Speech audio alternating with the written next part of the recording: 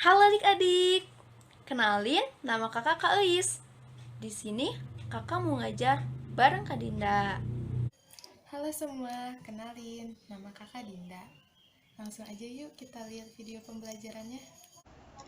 Halo adik-adik, selamat pagi. Hari ini kita akan belajar tentang biologi, yaitu reproduksi pada tumbuhan. Kali ini kalian akan ditemani oleh Kak Dinda dan Kak Ais. Oke, yang pertama itu ada tumbuhan Angiospermae. Apa sih tumbuhan Angiospermae? Nah, tumbuhan Angiospermae itu adalah tumbuhan berbiji yang tertutup. Kenapa dikatakan tumbuhan berbiji tertutup? Karena bijinya selalu diselubungi oleh suatu badan yang berasal dari daun-daun buah yang disebut dengan bakal buah. Nah, ciri-ciri dari tumbuhan Angiospermae ini ada 5. Yang pertama, daun dan buah berdaging tebal. Kedua, tubuh terdiri dari akar, batang, daun, dan bunga. Yang ketiga, bunga terdiri dari kelopak, mahkota, benang sari, dan putik. Yang keempat, akarnya ada yang serabut dan tunggang. Sedangkan yang terakhir yaitu mempunyai tipe daun antara lain lurus, menyirip, dan menjari. Nah, di tumbuhan Angiospermae ini ada yang namanya monokotil dan dikotil. Monokotil itu adalah kelompok dengan biji yang memiliki satu daun lembaga. Contohnya itu kelapa, anggrek, dan pisang. Sedangkan dikotil merupakan kelompok dengan biji yang memiliki dua daun lembaga. Contohnya itu singkong, kentang, dan jeruk. Nah, selanjutnya kita bakalan ngebahas tentang organ reproduksi Angiospermae. Di sini tuh ada gambarnya ya ke teman-teman. Yang pertama itu ada mahkota. Mahkota bunga ini bertujuan untuk memikat serangga penyerbuk agar hinggap dan menghisap nektar untuk membantu penyerbukan.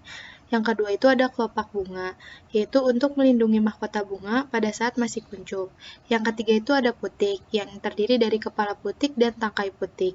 Nah, putik ini tuh adalah alat reproduksi betina pada bunga dan berperan dalam menghasilkan bakal biji. Yang keempat itu ada benang sari.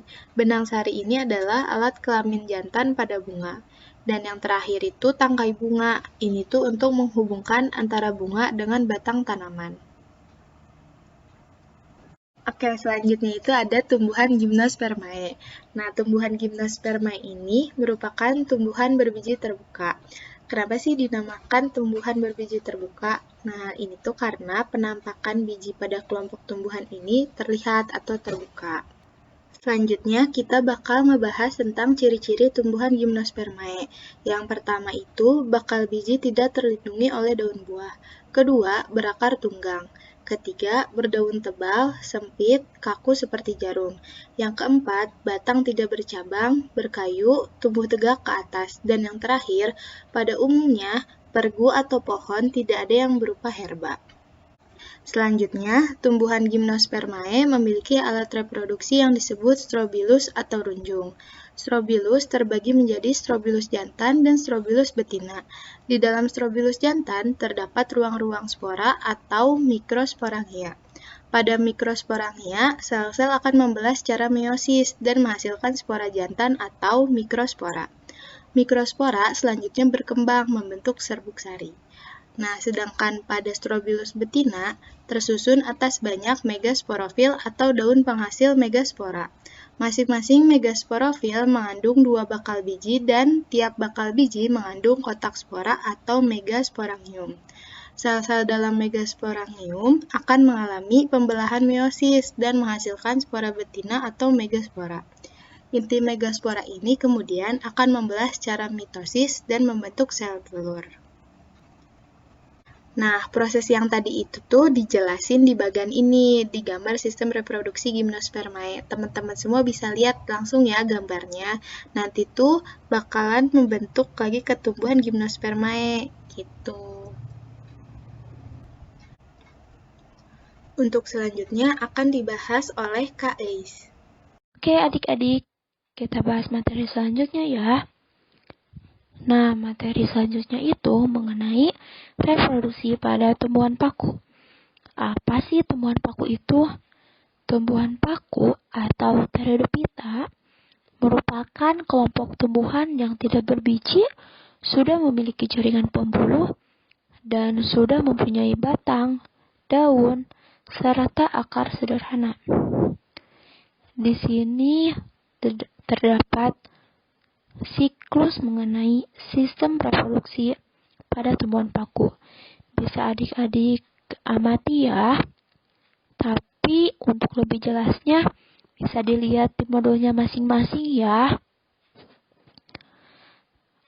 Nah, adik-adik, pada sistem reproduksi tumbuhan paku itu terdapat 2 fase. Yang pertama ada fase sporofit, yaitu fase di mana ketika tumbuhan paku menghasilkan spora. Dan yang kedua ada fase gemtofit, yaitu fase di mana tumbuhan paku menghasilkan gamet atau sel kelamin.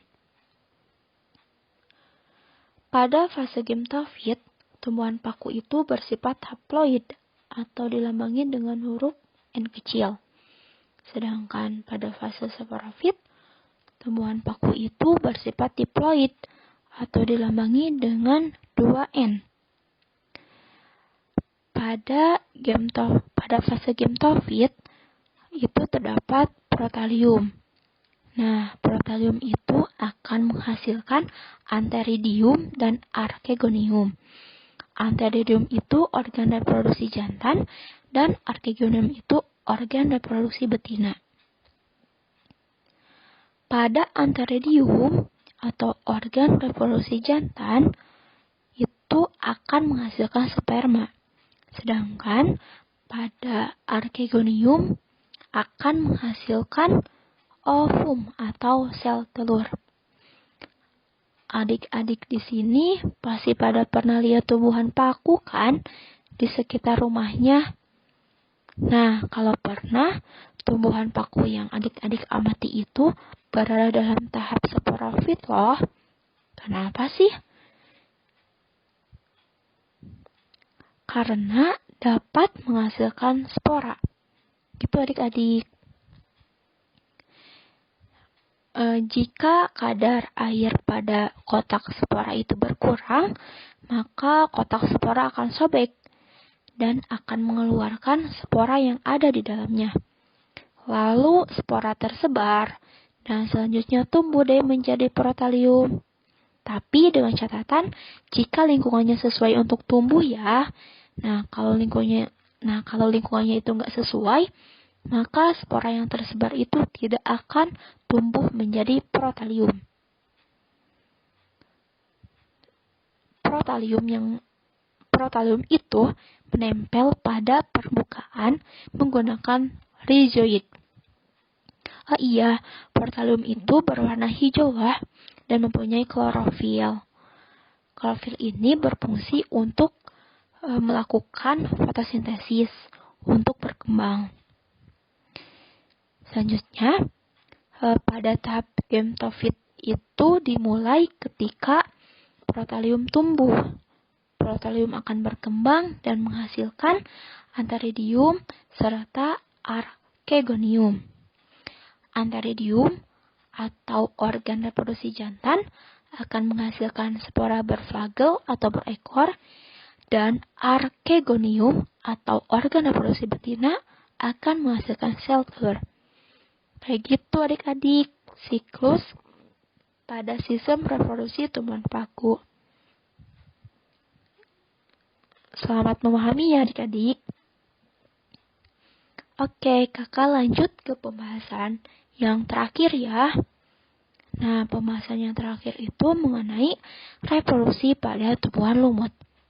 Apa sih kak tumbuhan lumut itu? Tumbuhan lumut atau dalam bahasa latinnya Bryophyta merupakan tumbuhan terestrial atau hidup di daratan. Lumut dapat dengan mudah ditemukan pada tempat yang lembab dan teduh. Adik-adik pasti pernah pada lihat kan lumut biasanya itu suka ada di bebatuan yang lembab adik-adik. Terus sistem reproduksi pada tumbuhan lumut bisa adik-adik lihat di gambar ini ya. Nah, untuk lebih jelasnya bisa dilihat di modul masing-masing ya adik-adik. Nah, pada sistem reproduksi tumbuhan lumut itu dimulai dari spora, lalu akan menghasilkan protonema, lalu tumbuh menjadi tumbuhan lumut atau disebut dengan gemtofit. Gemtofit ini merupakan bentuk tumbuhan lumut yang tampak hijau dan membentuk alat kelamin yang akan menghasilkan gamet. Alat gemtofit ini akan menghasilkan antheridium dan archegonium. Antheridium berarti organ reproduksi jantan dan archegonium berarti organ reproduksi betina. Nah, antheridium ini akan menghasilkan sperma, sedangkan archegonium ini akan menghasilkan ovum. Lalu, sperma dan ovum itu akan membentuk zigot. Dan zigot ini akan membentuk sporogonium atau yang dikenal dengan tahap sporofit. Lalu sporogonium ini akan